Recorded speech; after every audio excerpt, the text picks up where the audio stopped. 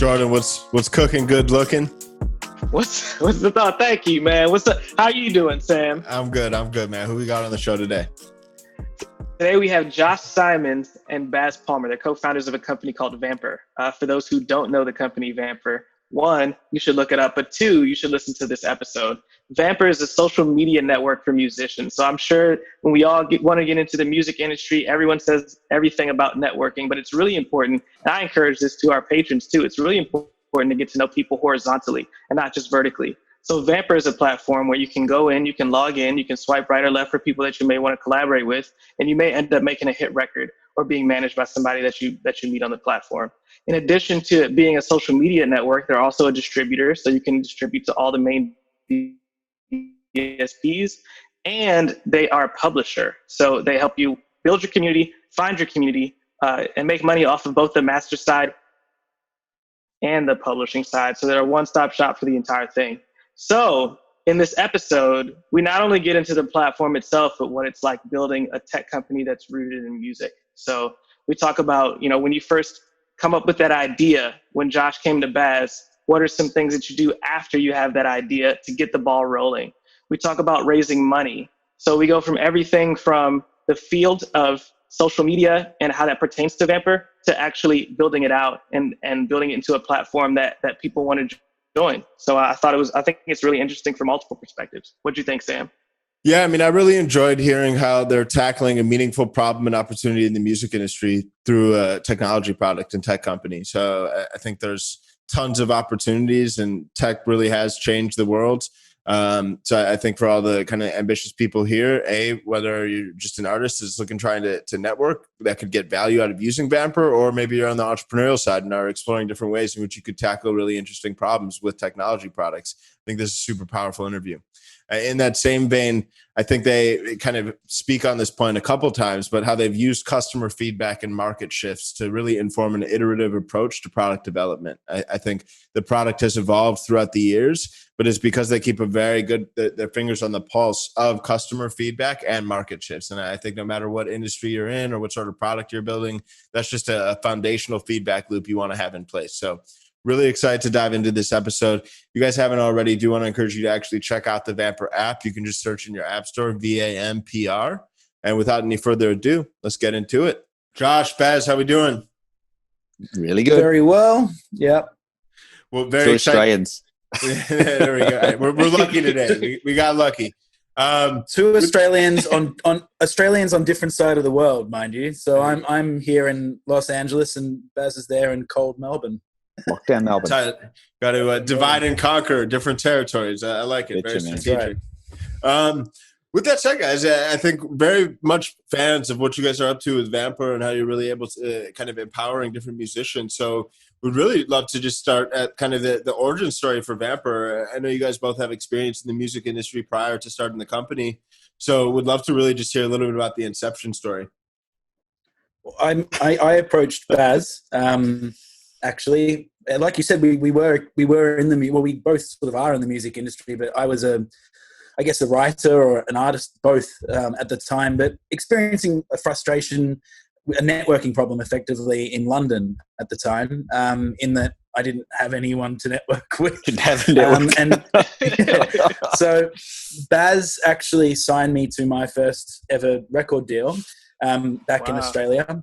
And I called him saying, do you know anyone I can network with? And he said, not really, or I do, but it wasn't really what I was looking for. And then I said, wouldn't it be great if we could have some sort of directory or swipe-based, fun way to find people to connect with? And it really didn't take more than about a month after that initial brainstorm, which wasn't even really intended as a brainstorm, before we'd come up with the name. Baz came up with the name, and then we registered the company name. And obviously a lot of things then have to happen after that before you have a product, but it really did. It just start off as a call, as frustrated Josh calling. Here's an interesting Here's an interesting part of the story, though, is that when Josh rang me, obviously I've been in the tech space for some time, and people are always knocking on your door with a great new idea. Yeah. But for me, execution is everything. The idea can be good, but until you got people who can actually get out there and actually hit the hustings and do the hustling and all that other kind of stuff.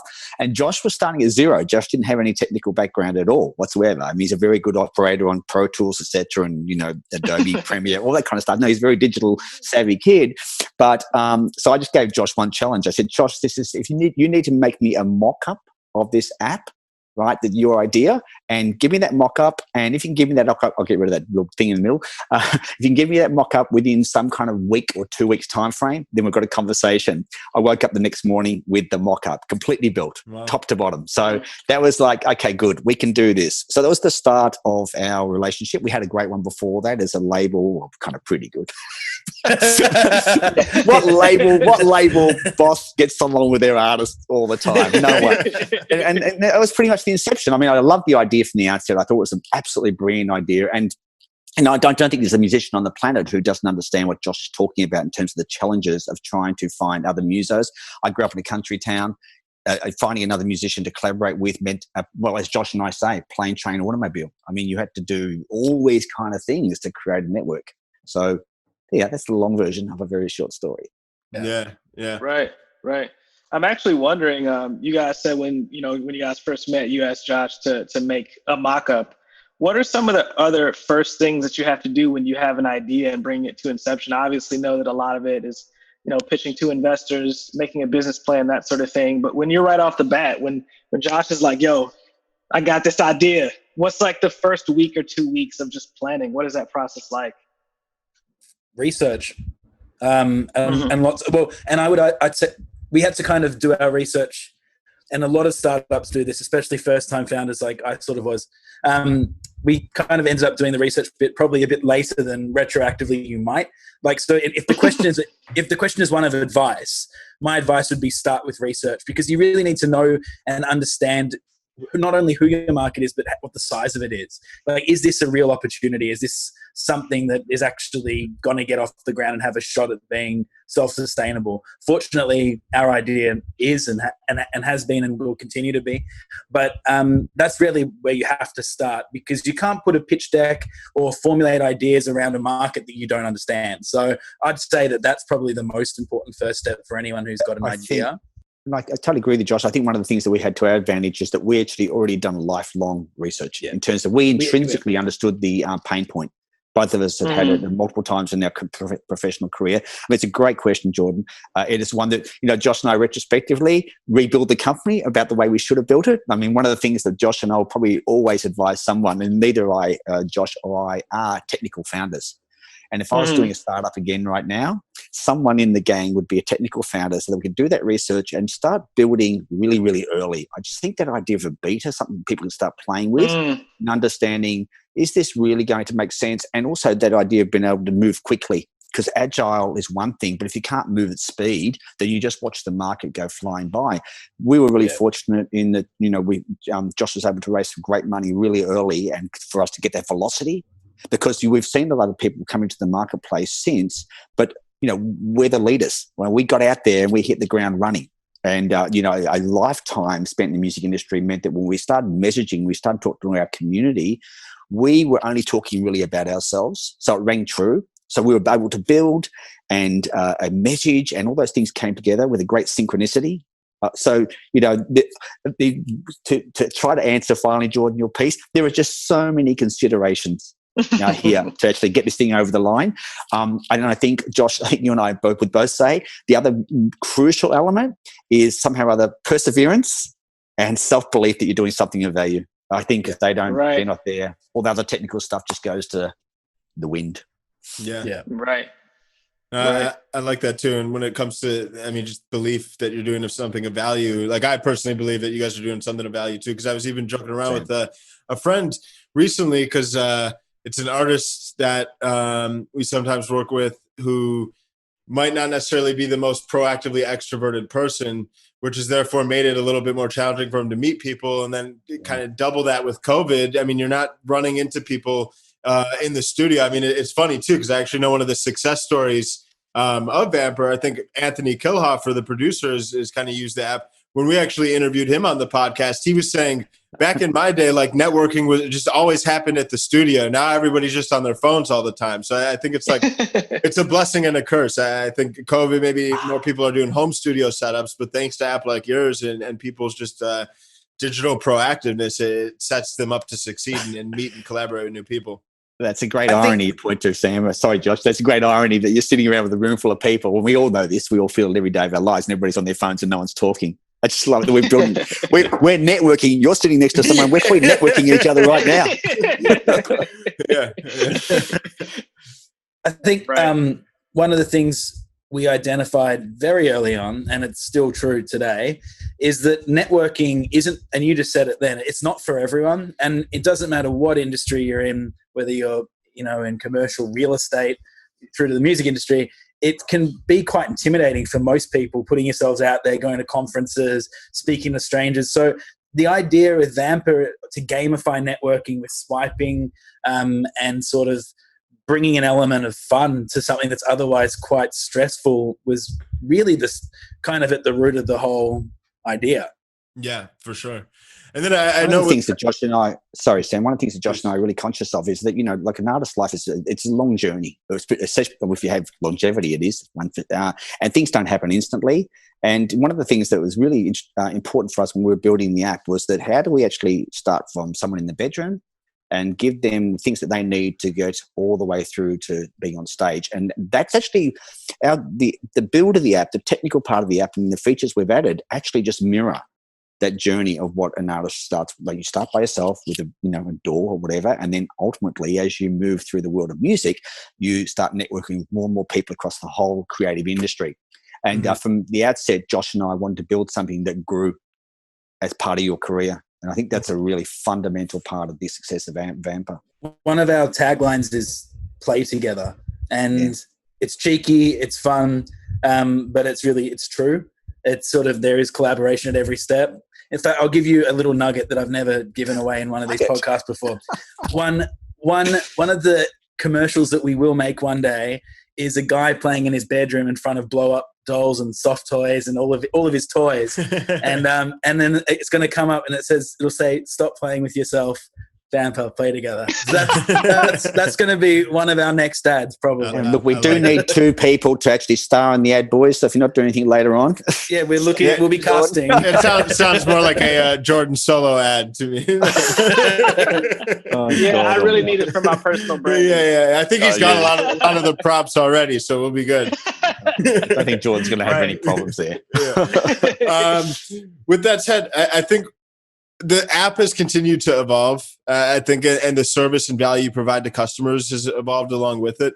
I think the very curious, before really talking about like the specific like iterations you made on your value proposition, more interested for starters on the process of how you identified various market needs. I know you're already speaking to beta and how important it is to get customer feedback early and often and use that to inform your strategy. Can you talk a little bit through the journey of how, as you got more feedback and were paying attention to what was happening in the market, how you use that data to inform the company's strategic direction? Yeah, so I mean, growing a social network, obviously, I think is a pretty tricky thing. Like you've got to inject enough money into the marketing, so you're building up, I guess, supply in some respect on that side, and then you've got to create new features over here, and they need to grow equally. But at first, you're never going to get that right, and so of course we didn't. I mean, we didn't get it that wrong either, but we were going in fits and starts. Now, one of the good things about that, and that happened in about 2017. So we are talking about 3 years ago. But we learned so much during what was, admittedly a very stressful time in our company's history. And, we had such a small team and it was pretty, as I say, stressful is the best way to describe it. But we learned a hell of a lot, and we learned what we didn't have, and we learned what people wanted, and we learned what they liked and what they didn't like. So Baz and I began working on what we call Project Sophomore back in 2017, which we only just released 6 weeks ago. And that was a direct response to the first year and a bit of like a substantial amount of data. I think 6,000 reviews or something, maybe 10,000 emails in the support inbox. We knew exactly what people wanted. And again, Baz touched on this earlier, domain expertise kind of suggests we knew like we didn't really discover anything we didn't know on some level already. It just helped us prioritize what to do next. Right. But once we sorted out that list, what was, I guess, the scary part was we kind of priced it all up, and it was like, well, to do that, we're going to need, $1.5 million at minimum. And that was the next challenge was, okay, well, let's support the current version of Vampr. We'll keep fixing bugs. We'll keep featuring artists of the week and telling Vampr stories and growing the company that way. And then we'll get to work in the background and raise money. And so that's exactly what we did. And then that was really an 18-month grind from that point to convince, people that vision was not only worthy of investment, but also that we actually knew what we were talking about because we had all of that data that that I was talking about. Sorry. Yeah. No, you go, Baz. I was going to say, to pick up that point about, raising money behind an idea, I'm sure you guys have had plenty of people talk about VCs and the kind of metrics they're looking for before they invest. And of course, you're going out with an app that's pre-money. We haven't monetized yet. So crowdfunding made a lot of sense to us because we're essentially talking to our community. And the greatest validation that we've had in recent times, apart from the fantastic amount of people who use the app, but it's people from the community actually making sure that they invested in it so that we could continue on this incredible journey of building a fantastic network for them.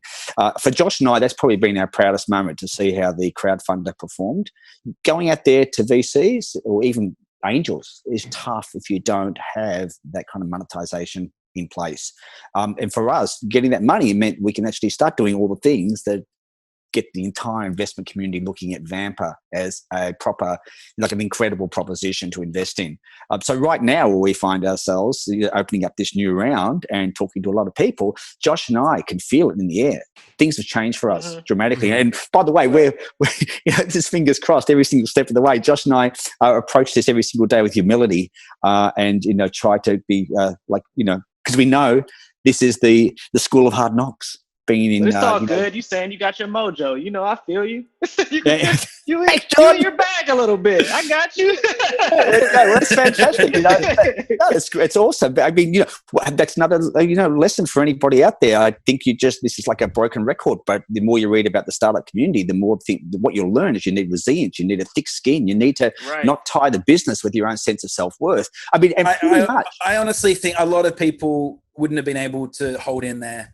And that's the opposite of humility, maybe. That's probably pumping up my own tires a little bit. But I really do believe that we made it against the odds because we could have died because we did have this great product that was being used, but it wasn't what people exactly wanted. And we just didn't have that money.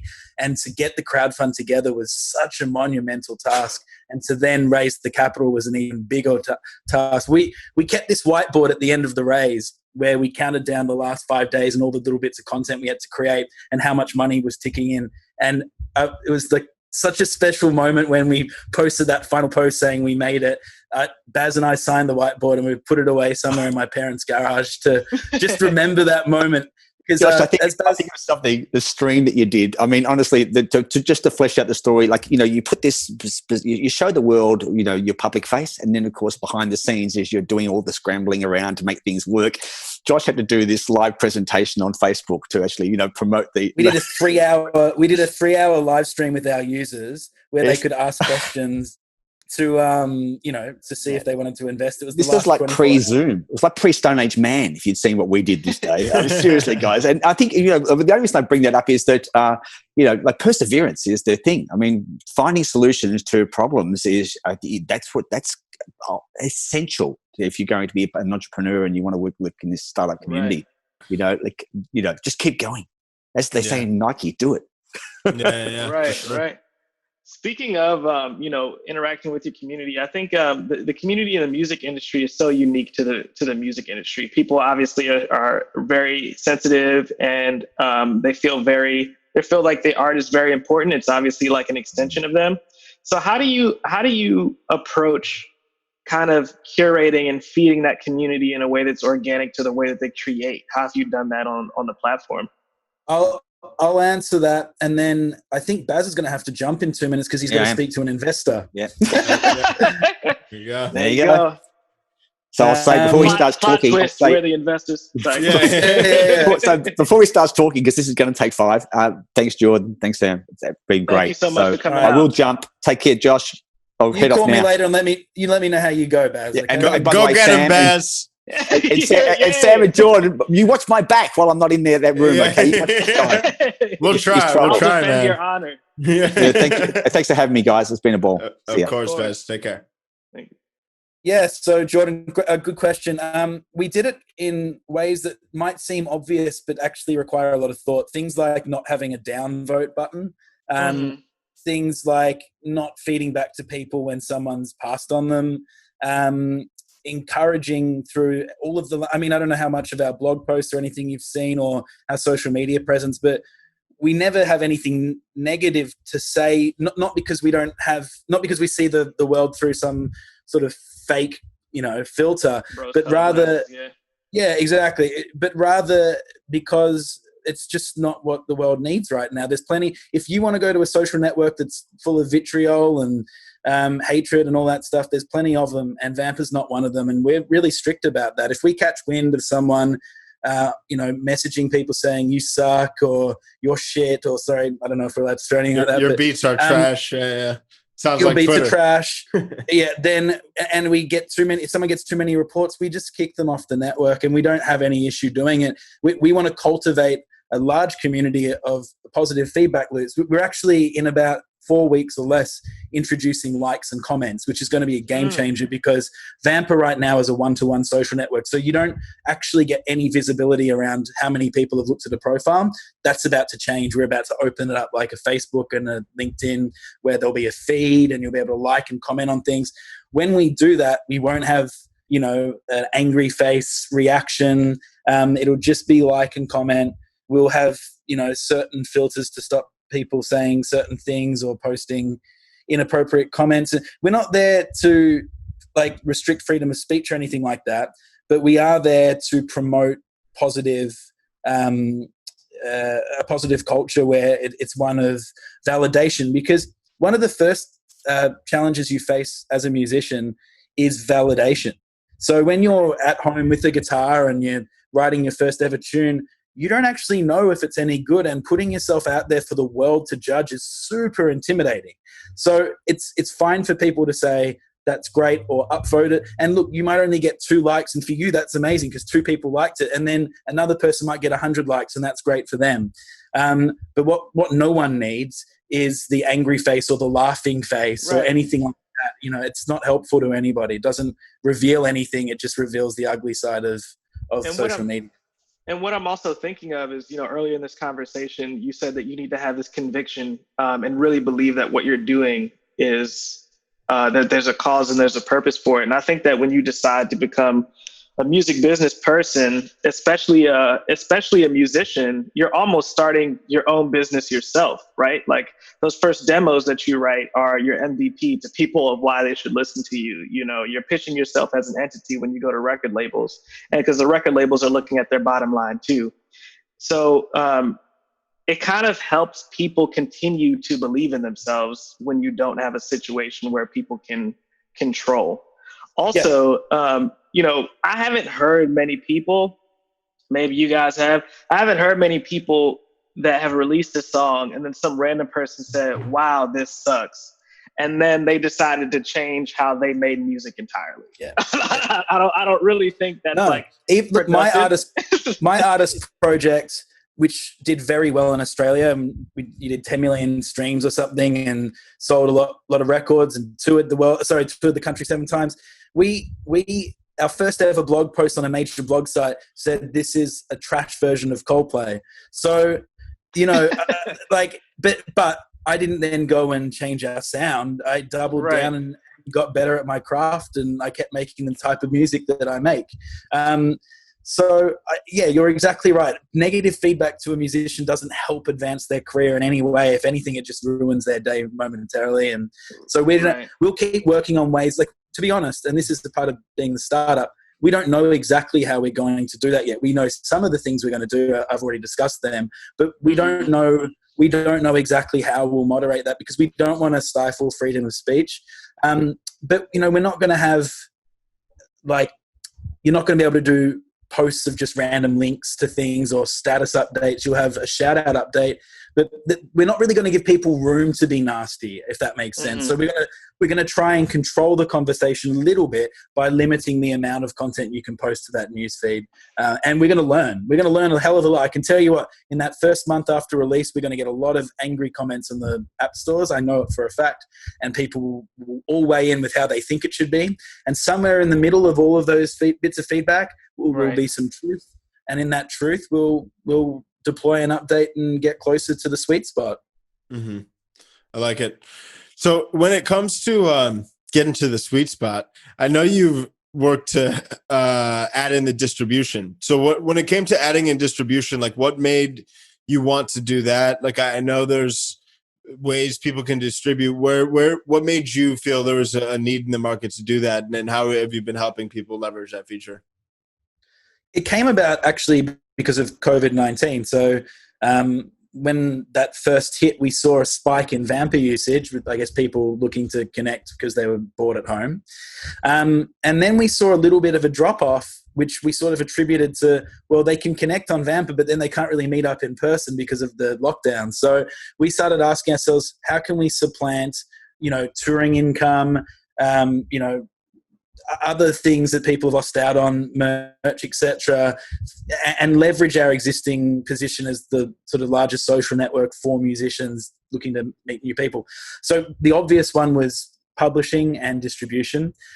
We were already working on a publishing solution, which we sort of launched, I think, back in May, being tremendously successful. And right now we're working on building up the catalog. So we've got 5,200 songs. And then we launched distribution about 2 or 3 months after that. And the idea was really for that one to bring a tool to artists that was part of our Pro package, which we were already going to launch. So Vampr Pro was already coming, but you can bundle on distribution as part of your offering for next to nothing. Like, people would be surprised how easy it is to set up a distribution company. So for us, we're swallowing the cost of that, and we're passing on 100% of royalties to artists. And the idea is that it's a value add, and something that, hopefully can make people some money when they're not making it otherwise from touring. And for us, we're just passing the cash forward. And obviously we're capturing them as Vampr Pro members, and hopefully they get value from the 16 other things we offer that comes bundled with Vampr Pro. Right. I'm also wondering, since you started in distribution and publishing, I guess, what are some things about just kind of running? Because obviously, Vampr, the features that we've talked about prior in terms of building a community, social network, those tend to be rooted in music, but there's also this like hardcore element of tech, obviously.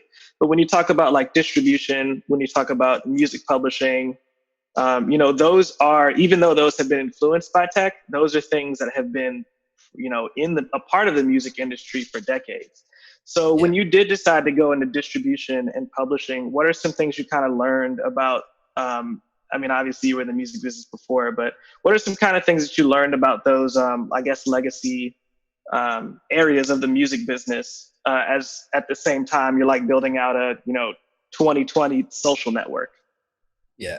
So the ambition is to create a one-stop shop that, because right now an artist would have their Instagram page for pictures, SoundCloud for audio, YouTube for video, Songwriter for publishing, CD Baby for distribution. And we were going, well, hold on. We got the social network. We can offer these tools for not a lot of money on our end, and hopefully tremendous return for the user. But in terms of what did I learn from doing that, I'll be honest, like, my family has a very long history in publishing. So both my parents and my grandparents worked in music publishing in the UK. And like, my grandfather was the president of UMPG. My dad was Paul McCartney's publisher for a time. So I grew up with that language, with a very substantial understanding of the publishing world. And I've also been a party to, I think I've signed 3 publishing deals in my life. So I didn't learn a tremendous amount about the publishing industry at all. But what I did learn was how to set up a publishing company takes a buttload of work, and we're still working that out. So when we launched Vampr Publishing, we had the best intentions, and we had a team that we'd spent 6 months putting together just to focus on the publishing piece. But we're currently auditing our own publishing division and working out how can we optimize it because it could be better, which I guess that's just the startup mentality, which we apply to everything we do. But as I say, the cool thing about building a publishing catalog is we can keep building our catalog up while we have this sort of audit on the other side, looking at how do we improve the margins and the opportunities and the team and all that kind of stuff, which is the phase where we're at now. We're very open about that, and we've got nothing to hide. It's, and also you need something to sell. So music supervisors and directors who are going to be buying our songs from our catalog, you actually need a catalog to sell them. So I think it was a bit of chicken and egg stuff when we launched it, but we've worked out what the order is. Awesome. And generally, to kind of go back to building the company and, getting your first customers for a product, how do you go about acquiring customers, especially for a company like this, where, like we said earlier, people may be a little bit sensitive to start. People may be a little bit sensitive to go into networking and showing their work. I guess, I don't want to say exactly what's the pitch because we did go over that a lot, but how do you communicate that message to people, and through what mediums do you communicate that message to people? Yeah. So we actually touched on it a little bit. I think it's about keeping advertising fun. So, no one likes ads really, but if you can keep it fun and brief and succinct. So in our case, I think we ran some Tinder for Musician campaigns, LinkedIn for the music ecosystem. But if you can communicate what you do in 3 words, which is kind of my rule where possible, firstly, you're going to get a much better click-through rate because people will understand your product. And then it's just all about the process you apply to buying ads. So, that might be paid social media, it might be some organic, it might be some offline billboard stuff, or it's going to be a mix inevitably of all of those things. One of the things we did in the first 6 months was test all the various possible marketing streams, because there's only about 19 or something that are possible in the world in terms of types of marketing. Right. And we spent a good year throwing about less than $500 at each stream and seeing what worked for Vampr. And we only we whittled it down to 3, and now we throw everything we have into that. And that's what it means to be. That's what it means to be agile. This is an agile mentality, but instead of applied to software development, we're applying it to marketing. And we're testing things, and we're A/B testing, copy with visuals, and we've got it down to a science now that's so automated I don't even have to look at it. I just get sent the data. I'm fortunate enough not to, but yeah, that's awesome. I kind of built the process, frankly, and now we just get sent a daily update that tells us, this is what our cost of acquisition was yesterday. But typically, we acquire someone for 9 to 15 cents, somewhere in that region. Wow. And we pump, I'm not going to say exactly how much, but around sort of $10,000 to $20,000 into that a month. And so you can do the maths and work out how we're going to keep growing. But that's the key to the strategies. You can't be afraid to spend money on ads. But you also need to know how to create good creative without spending a lot of money. I don't reckon we've spent more than, over our 5 years, I don't think we've spent more than $3,000 on our creative. Most of it we make in-house.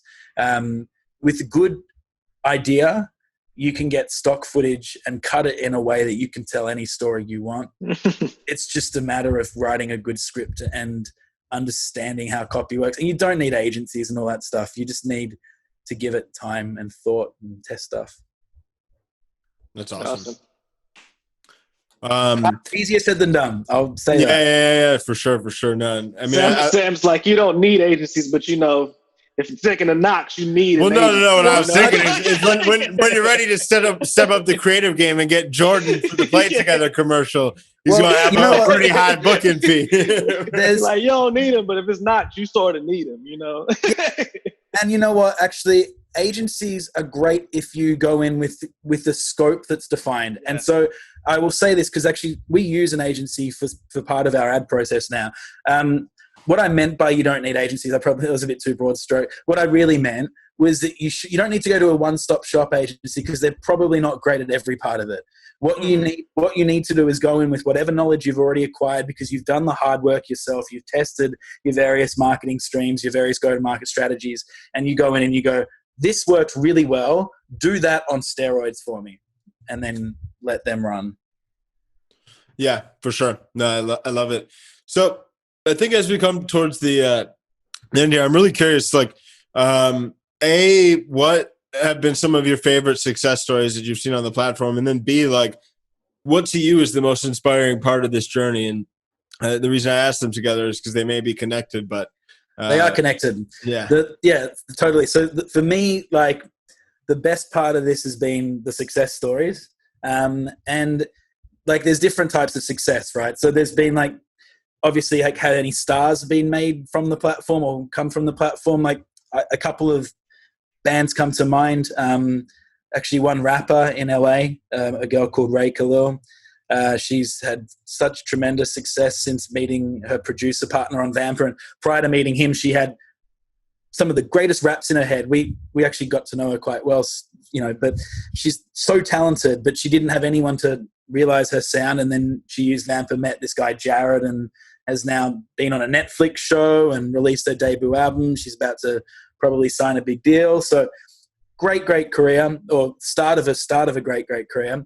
This quite famous Chile band, we found out about this just 2 weeks ago, found a new lead singer on Vampr, and we did no idea about this. And then all of a sudden in the press, our name was coming up, 5 times a day for about 2 weeks there. And so, those are great, obvious success stories. But then my favorite ones are the less obvious ones, like people finding love, or setting up a studio together, or just creating a band and touring their local, their area. Those are the stories that bring the biggest smile to my face. And sometimes users write to us and tell us that, but my favorite ones are when we're doing like our weekly Google of our brand name, and you read some random small little blog from Arkansas, and someone's met there and told their local newspaper about it and talked about how Vampr was instrumental to getting started. That for me is that's because that's ubiquity. That's when people in places that you didn't know you were marketing in have used your product, got the desired result from the product, and are now talking to their local community about it. That for me is true success for both the company and, for those people. Right. Yeah. I love it, man. No, that's super exciting. And I know it's still just come a long way, but it's still just the early days. And that's the crazy thing. It's like, we've been doing this for 5 years since that first phone call. We've really only been doing it for 4 years full time, but 5 years since that first phone call and prototype that we joked about at the start. But we've probably got another 5 years to go or so before it becomes what we want it to become, which is a community with 100 million people. So we've probably got another 5 years to go, but that's a weird one, isn't it? Because it is the early stages, but yeah, I know. It's been at it for a while. Yeah. No, well, too, man. Well, really excited to see all that you're building, man. Very grateful that you're able to come on and tell us a little more about it, and definitely do want to encourage our listeners to check it out. I think it can be a great way for them to network. But with all that said, man, appreciate the time, appreciate the contributions you're making to the world of music, man, and keep up the great work. No, thank you, Sam and Jordan. Excited to see where it goes. Absolutely. Thank you for having me on. Of course, man. Cheers. Awesome. Man, that was a really interesting episode. I really enjoyed learning about the kind of the mission and product with Vampr, how they've gone about helping artists, some of the case studies, and really just how they've been able to build a valuable product through iteration, through customer feedback, through the good old entrepreneurial grit, making sure that they have conviction and belief and optimism. Yep. But balancing that with the pivots and feedback to inform what will actually work and provide value in the market. What'd you like, man? Yeah, so I think it's really interesting, their origin story, just kind of how they met, how to bring it from an idea to execution. I think is really interesting. And I also really like the platform itself, because it's really hard to build a community of musicians. And we talked about this in the episode, when what you're sharing with other people is kind of like an extra limb. It's something that you're really attached to, your music and your art. It's an extension of yourself. So the fact that they've been able to build that community and that we were able to talk about how they were to build it, even though art is so close to the artists themselves, I think is really interesting. And I think it'll give people a reason to definitely check it out. Yeah. Well, like Jordan said, I mean, if you want to check it out, just go to Vampr in your app store, VAMPR. Want to encourage you guys to download it, try it out. And once again, as always, super grateful for your support. We'll see you next week. Thanks.